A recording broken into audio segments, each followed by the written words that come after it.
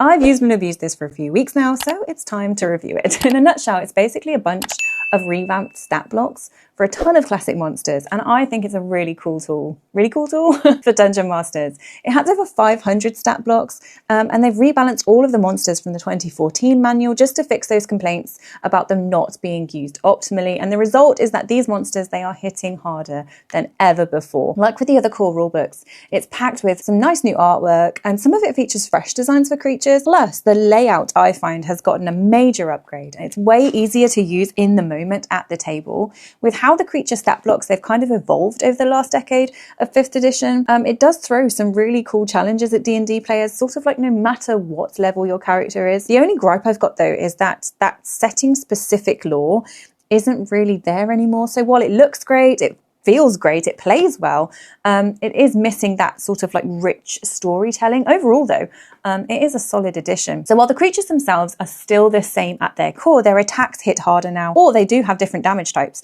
which can get around some of those like common defenses that player characters have. Plus, they did get rid of a bunch of those rarely used features. It just makes it clearer on how to use each monster effectively in combat. A lot of the changes within this manual, I think they're pretty subtle, but they do shake things up in combat. So we're going to focus on the adult blue dragon. This is the example we're using, and I will explain why. So instead of having separate claw and bite attacks like before, it now has this really cool rend attack that reaches an extra 10 feet. But while the damage for the rend attack is the same as the old bite attack from the 2014, the new dragon, it dishes out an extra 4 points of damage with each multi-attack option, plus all 3 of its attacks have a longer reach now. It can also swap out one of its rend attacks for a ranged casting of Melf's acid arrows. So that means that it can hit players from a distance every single turn. So you might think that an extra 4 points of damage, it doesn't really sound like a big deal.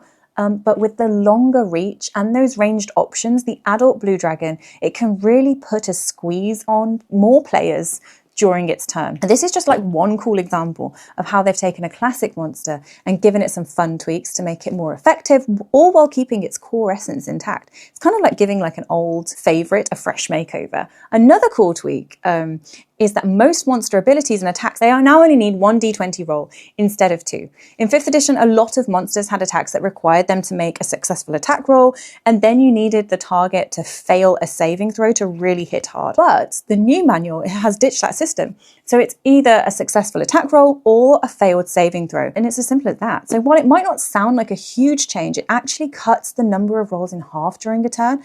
This means that combat runs way smoother and a monster's damage output is way more consistent. There's less rolling and more action. These changes, they really speed up combat in D&D without losing any of like the fun flavor or strategy we love. In fact, it does make things like even more exciting because players are just way more likely to see monsters at their most dangerous. When it comes to character creation, players, I feel like anyway, that they feel like their choices really matter. You can't just count on having a super high AC to dodge attacks all the time, and you can't focus on optimizing those saving throws anymore. And if you're a DM, it kind of means you don't have to pick on that one character who has the double whammy of a low AC and saving throws. It's all about keeping things a lot more balanced and thrilling for everyone. It doesn't really reinvent the wheel or change up the mechanics of traditional 5e play. Some of the higher CR monsters, they do come with some really cool new abilities that are a little bit different from what we've seen before. If we take Empyrean, the Empyrean has this sacred weapon attack that not only deals damage, but it can also stun a target. The target can choose to take extra damage instead of getting stunned. There's also the Arch Hag, which can now throw all sorts of curses at its targets. And as a bonus action on its turn, it can deal damage to any creature it's cursed. It's a really nice, nasty surprise, but a fun one at the same time. So even though there aren't a ton of monsters with totally new mechanics in the manual, these changes, I think they're kind of hinting at what might be lingering in the future for D&D. I personally would like to see more monsters with those pick your poison effects, or creatures that have these abilities stacking up on each other to just really ramp up pressure on players. Not only do these mechanics, they create more meaningful choices during combat, but I think they also like make battles just way more memorable. I get that we don't see a lot of these in the monster manual right now, but I do hope that we kind of see them pop up more often in those big like boss level encounters down the line. I think it would be fun, but I appreciate D&D community doesn't really welcome change all too much.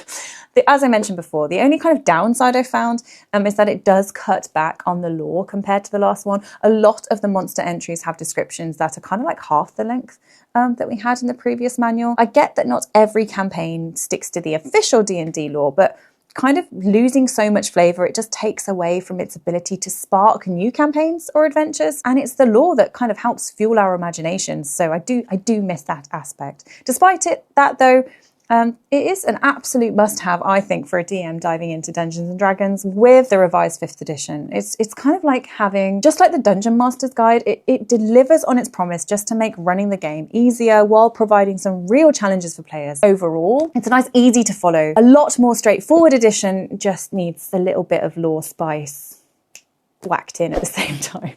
Anyway, I'm only going to nag you one thing to do all those things you need to do to please support my tiny channel, and I hope to see you in the next video.